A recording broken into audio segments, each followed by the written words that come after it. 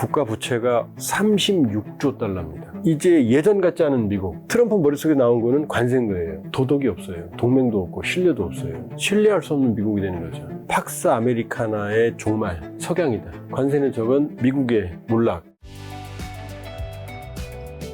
첫 번째 주제, 미국의 위상 변화와 국제 질서 개편에 대해서 여쭤보려고 하는데, 2차 세계대전 이후 세계를 주도했던 미국의 시대, 팍스 아메리카는 이제 종언을 고했다고 봐야 되나요? 저는 그렇게 봅니다. 팍스 아메리카나의 탄생은 두 개의 전쟁과 관계가 있습니다. 네. 하나는 뭐냐면 세계 제1차 세계대전입니다. 1차 세계대전 이전에는 유럽은 이 세계 역사의 중심이었고, 우린 좀 약간 좀 그렇죠. 배제돼 있었으니까. 미국도 그냥 여러 나라 중에 하나였어요. 영국, 프랑스, 뭐 미국, 심지어 일본, 독일, 뭐 그 중에 고만고만한 경제 규모는 컸어요, 그래도. 네. 그런데 2차 세계대전이 발발했잖아요. 이때만 해도 미국은 고립주의였어요.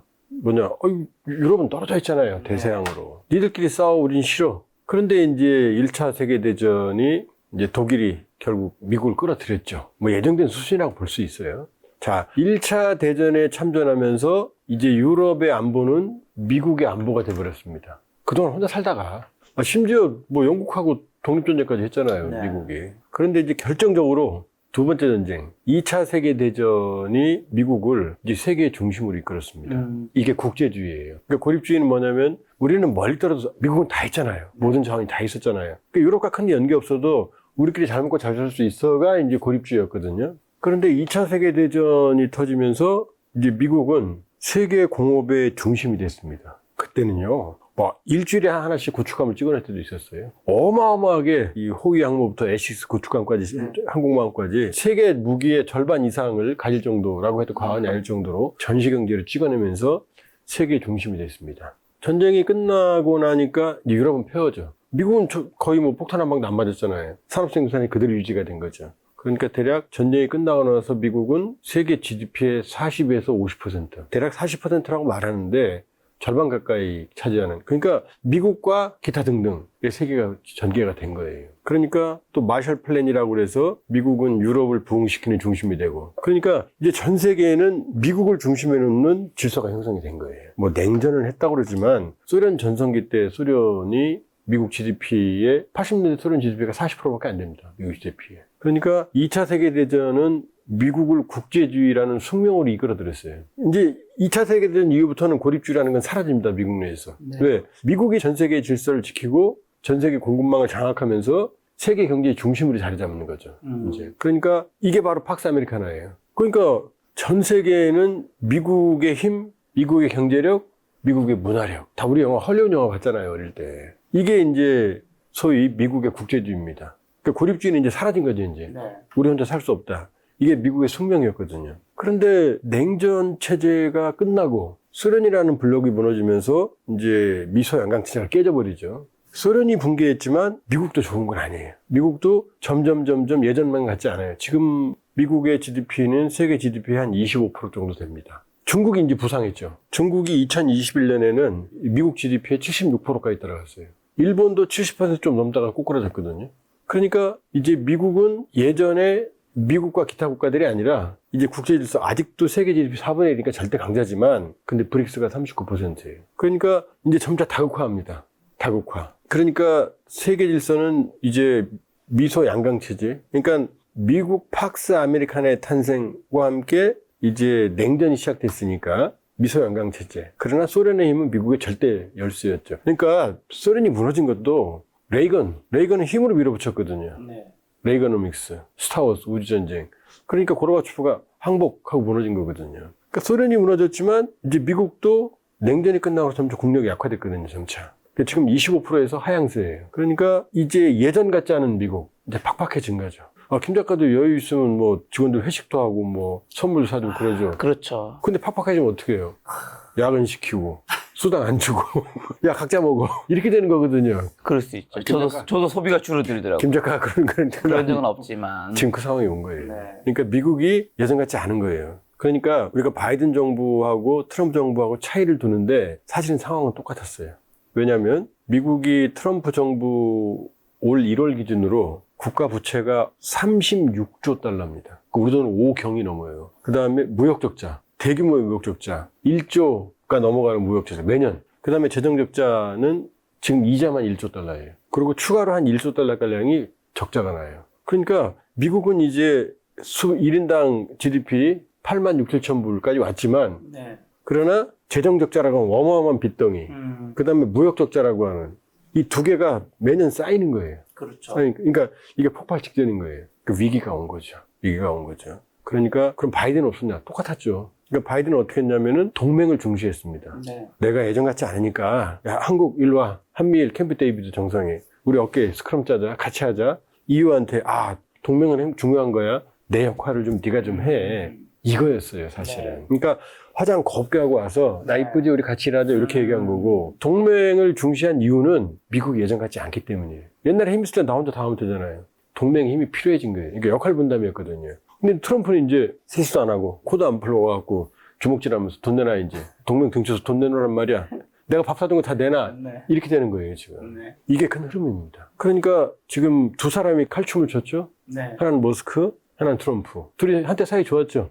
그러면서 도찌라고 그래서 머스크한테는 국가 부채를 줄이는 일을 시켰거든요. 머스크가 그랬어요. 내버려두면 폭발한다. 폭발한다. 그러니까 머스크는 어떻게든 국가 부채를 줄이려고 칼춤을 춘 거죠. 네. 그러다 보니까 막 여기저기 뭐 말도 안 되게 뭐 기상청 같은데 칼질해 대고 해외 원조하는데 칼질해 대고 그래서 뭐 이번 미국 수해도 상당 부분 조기 경보 기능, 미국 기상청의 조기 경보 기능을 예산을 자르고 인원을 자르면서 인재라는 설까지 나오는 거예요. 근데 머스크는 알았어요. 이걸 내버려두면 미국의 미래가 없다는 걸. 근데 이게 중요한 게 머스크는 기술을 중시하는 벤처기업가예요. 트럼프는 뭐죠? 굴뚝산업, 부동산, 부동산. 투기, 옛날 사업가예요. 그러니까 트럼프는 이제 오래된 수백 년 된 관세를 끌고 들어온 거예요. 부동산이라는 게 세제라든지 투자라든지 이런 게 아주 민감하잖아요.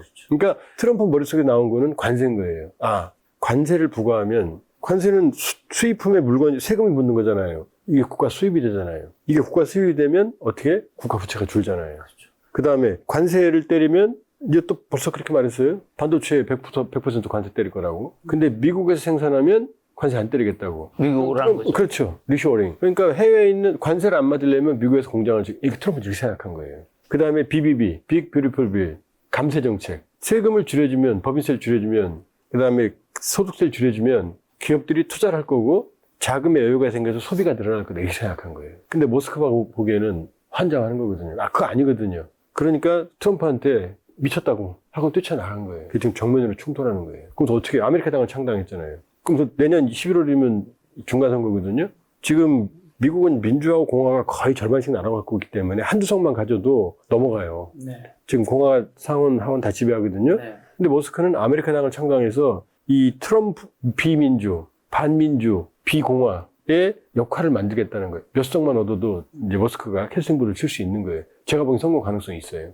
자, 그럼 머스크가 왜 트럼프를 저받고 나갔느냐? 첫 번째, 트럼프 머릿속에는 이제 상대방 수출국한테 관세를 때렸어요. 그럼 수출하는 나라는 그 관세를 그대로 다 물건 값을 올리면 잘 안 팔릴 거 아니에요. 그 흡수하기 위해서 노력할 거라고 생각한 거예요. 코스트 다운, 경비 절감. 그 다음에 해당 국가에서 수출을 먹고 사는 나라는 그 기업을 살려야 되니까 국가가 수출 보조금을 줄 거다 이렇게 생각한 거예요. 네. 그런데 첫 번째, 지금 미국 수출할 때 마진이 얼마나 된다고 코스트 다운이 되겠어요. 지금 경쟁이 치열한데 코스트 다운을 여력이 없어요. 그 다음에 코로나 때문에 각 국가가 양적 완화를 했기 때문에 재정적인 여력이 없어요. 다 빚쟁이들이에요. 그 다음에 트럼프도 이렇게 생각한 거예요. 일단 수입이 됐어? 그럼 물가가 올라갔죠. 관세가 붙었으니까. 그럼 미국 소매업체 월마트나 이런 데에서 인상된 물건을 팔면 소비자들이 안 사가니까 또 코스트 다운을 할 거라고 생각한 거예요. 근데 월마트 마진율이 한 3% 내외밖에 안 되거든요. 어떻게 더 줄여요? 그러니까 어떻게 돼요? 상대 국가한테 세금을 때렸지만 이제 미국 내 물가는 필연적으로 오르는 거죠.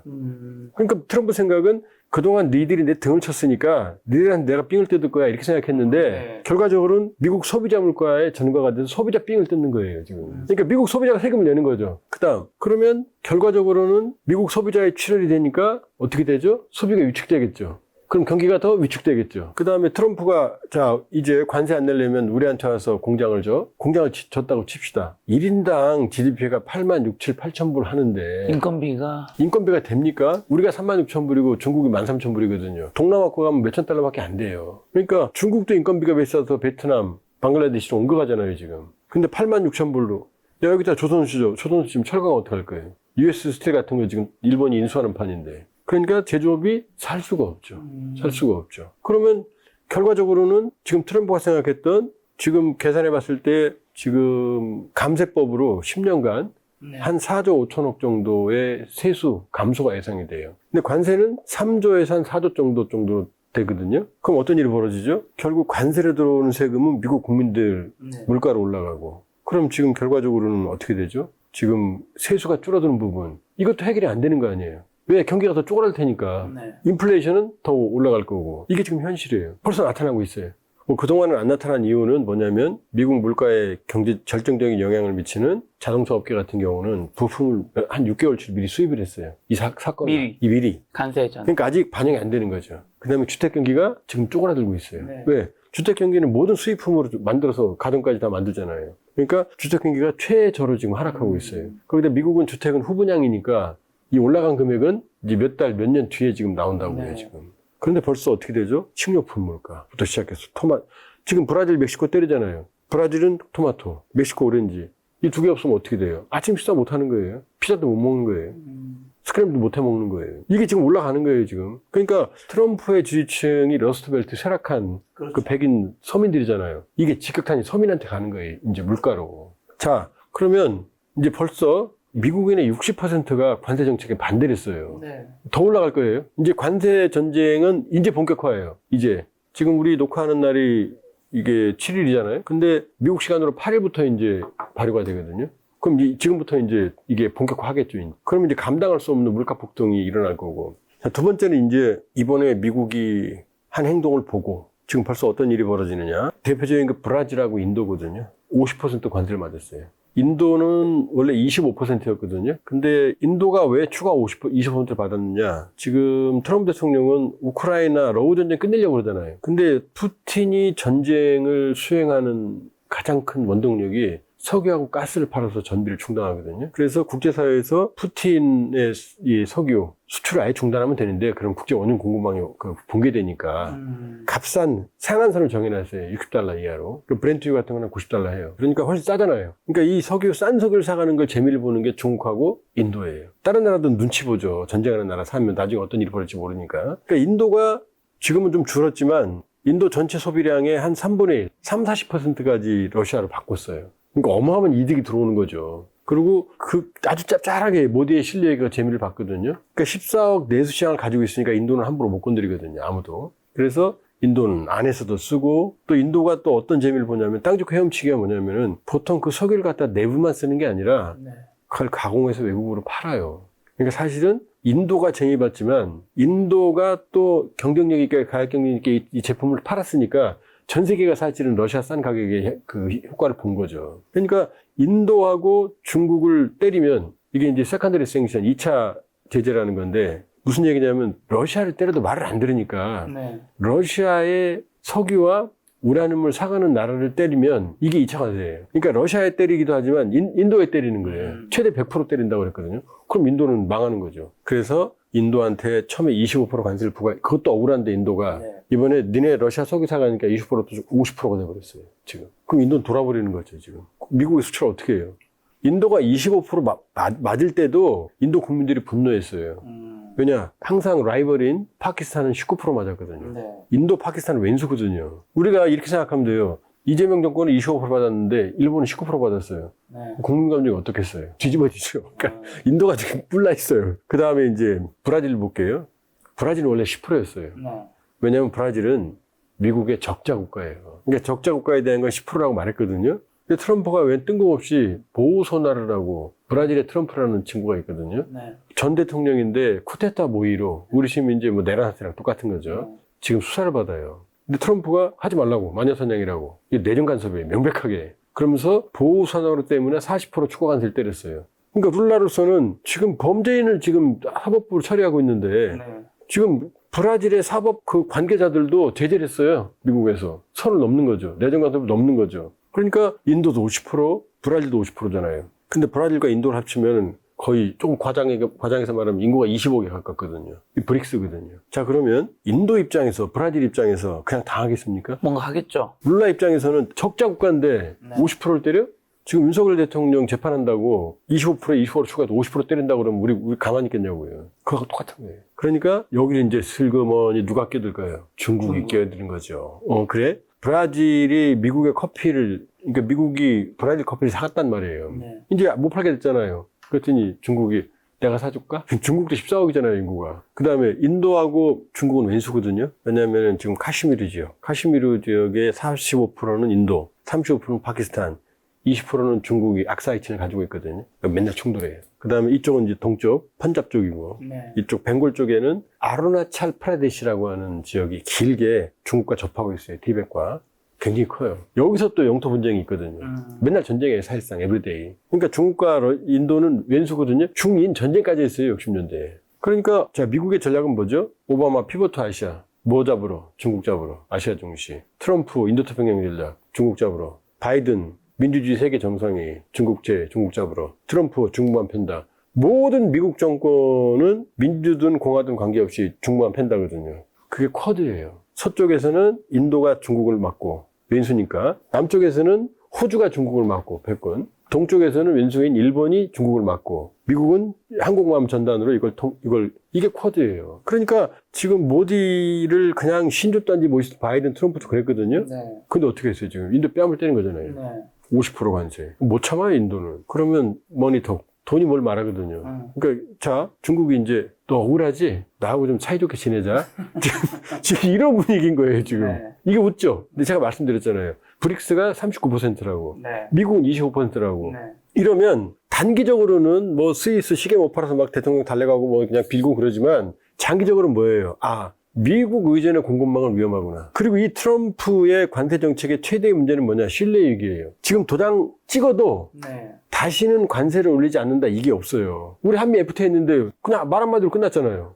나쁜 놈들이에요, 사실은. FTA 했으면은 우리 95%까지 면세였는데 지금 자동차 15%, 지금 대부분의 95%를 보면 15% 관세를 물게 되는 게 FTA 체결했잖아요. 일본하고 EU는 미국하고 FTA 체결 안 했단 말이에요. 우리가 지금 사실 부글부글 끓을 거예요. 그 협상한 사람들이. 우리는 FTA를 체결했는데 그걸 헌신짝 버리듯이 버려버린 거예요. 쉽게 말하면 결혼했는데 너 내 부인 아니다, 이거 똑같은 거죠. 너 남편 아니다고. 말 한마디로.